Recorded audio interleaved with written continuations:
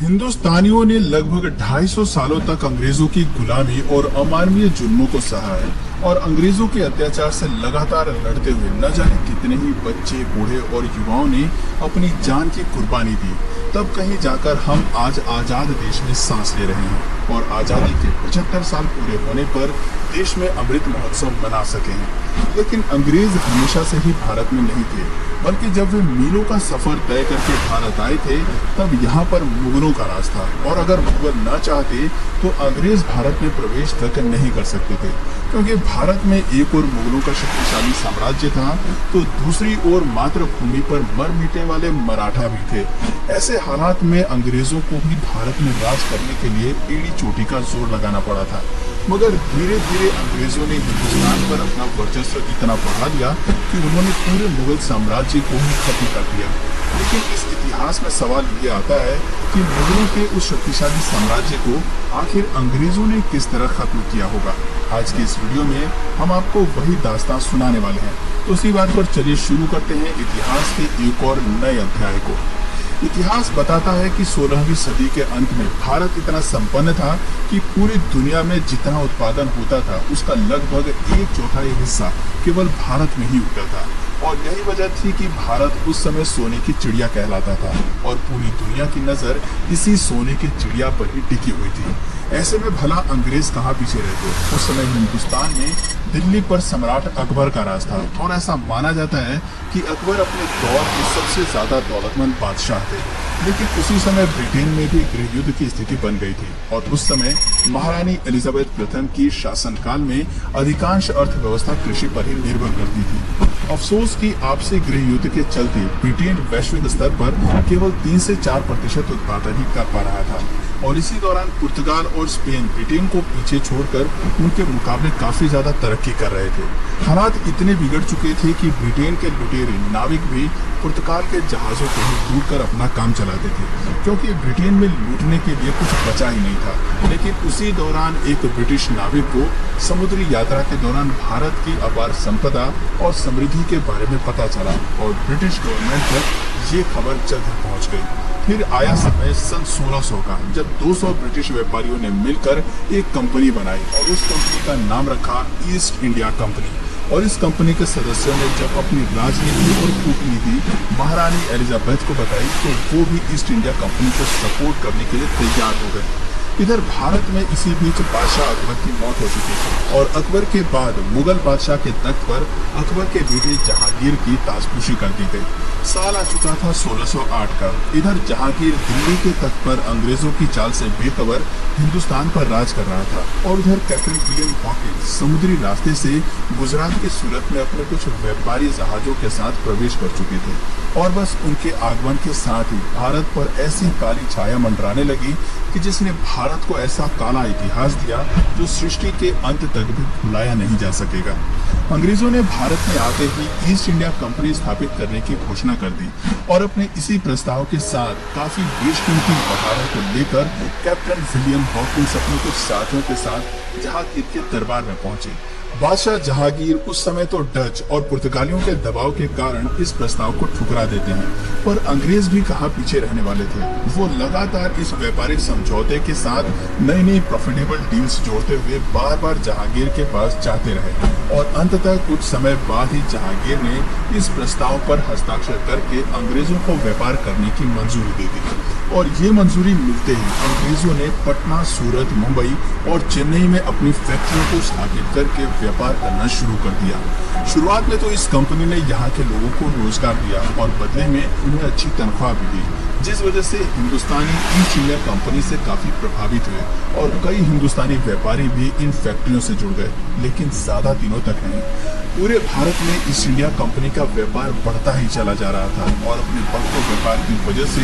अंग्रेजों के मन में इतना ज्यादा लालच बढ़ गया कि उन्होंने भारत की सत्ता पर ही कब्जा करने की योजना बना डाली और इसी उद्देश्य से 1686 में ब्रिटिशों ने मुगलों के खिलाफ जंग छेड़ दी और औरंगजेब से हुई इस जंग में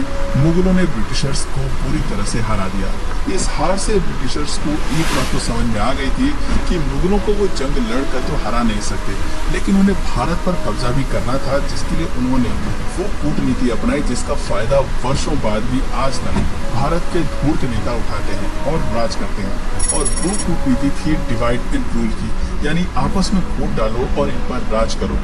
जंग में हारने के बाद ब्रिटिशर्स ने औरंगजेब से माफी मांगते हुए ये वादा किया कि वो दोबारा ऐसी गलती कभी नहीं करेंगे, और औरंगजेब ने भी उन पर कुछ जुर्माना लगाते हुए उन्हें माफ कर दिया और अपना व्यापार उसी तरह चालू रखने की आज्ञा भी दे दी। लेकिन मुगलों द्वारा ब्रिटिशर्स को माफ करना ही मुगलों के अंत का सबसे बड़ा जरिया बना, क्योंकि 1707 में औरंगजेब की मौत के बाद कई लोग मुगल सल्तनत पाने के लिए आपस में ही एक दूसरे से लड़ने लगे, और इसी लड़ाई के चलते एक समय ऐसा आया जब कुछ कमजोर शासक मुगल बादशाह बन गए, जो कि मुगल साम्राज्य को व्यवस्थित ढंग से चला ही नहीं पाए। ये अनुभवहीन मुगल बादशाह रोज नए नए नियम बनाते और उन्हें बदलते रहते, और उनकी इसी तरह की बेवकूफियों के चलते अंग्रेजों को मौका मिल गया अपनी चाल चलने का। दरअसल 1717 में मुगल बादशाह ने अंग्रेजों को एक फरमान जारी किया, जिसमें उन्होंने बहुत छोटी सी रकम सालाना फीस के रूप में देकर बिना किसी लगान या कर के व्यापार करने की इजाजत मिल गई। और इसी दौरान पर्सिया के राजा ने मौका देखकर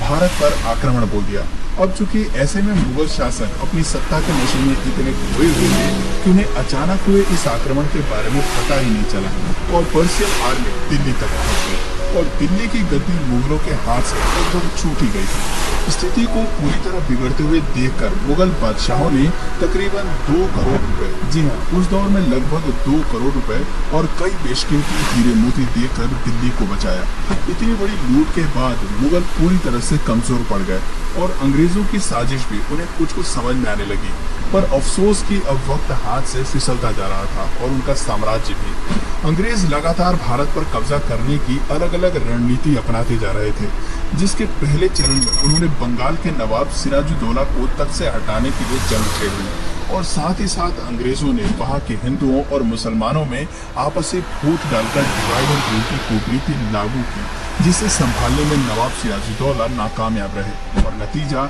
अंग्रेजों के लिए फायदेमंद रहा। प्लासी के युद्ध में सिराजुद्दौला को हराने के बाद अंग्रेजों ने सिराजुद्दौला के सेनापति को अपने साथ मिला लिया और उसे बंगाल का नवाब बना दिया। समय बीतता गया और भारत पर अंग्रेजों की ताकत और अधिकार भी उसी के साथ साथ बढ़ती जा रही थी। सन 1764 में अंग्रेजी फौज ने बक्सर के युद्ध में अवध के नवाब, बंगाल के नवाब और मुगल नवाब शाह आलम द्वितीय, इन तीनों को हरा दिया। इसके अलावा निजाम और मराठों के बीच में भी फूट डलवाकर अंग्रेजों ने पहले तो उन्हें लड़वाया और फिर उनकी लड़ाई का फायदा उठाकर खुद उनकी कमजोर सेना को हराकर उनकी रियासतों पर कब्जा कर लिया। और अंग्रेजों ने अपनी इसी रणनीति और कूटनीति को अपनाते हुए 18वीं सदी तक भारत के लगभग हर एक क्षेत्र पर अपना संपूर्ण कब्जा जमा लिया, जिसके बाद उन्होंने व्यापार और अपने अधिकार क्षेत्र की अन्य कई चीजों पर अपनी मनमर्जी के टैक्स लगाकर भी काफी कमाई करी और भारत को अंदर तक लूट लिया। अंग्रेजों को अभी भारत में पूरी तरह से राज करने के लिए कुछ भारतीयों को भी अपने साथ शामिल करना था, और उन्होंने उन बड़े जमींदारों को अपने साथ मिला लिया जिनसे उन्हें आगे चलकर काफी फायदा हो सकता था।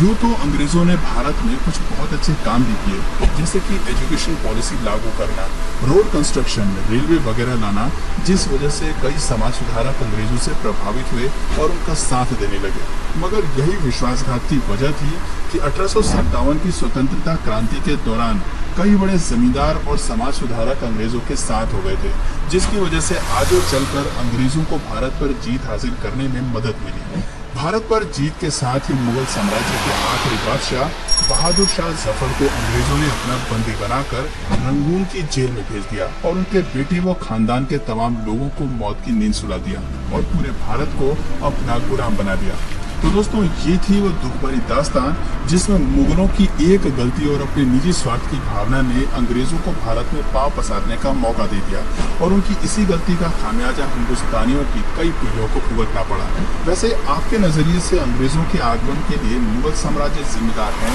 या नहीं, नीचे कमेंट करके अपनी राय हमें जरूर बताएं। और अगर इस वीडियो से आपको कुछ नया जानने या सीखने को मिला या फिर इंटरेस्टिंग लगा, तो प्लीज इस वीडियो को एक लाइक करके अपने फ्रेंड्स और फैमिली में से जरूर शेयर शेयर करें। और यदि आप इस चैनल पर नए हैं तो प्लीज़ इस चैनल को सब्सक्राइब करके बेल नोटिफिकेशन आइकन को ऑन कर लीजिए ताकि हमारे आने वाले वीडियोस आप मिस ना करें। मिलते हैं फिर किसी वीडियो में नए टॉपिक के साथ, तब तक के लिए नमस्कार।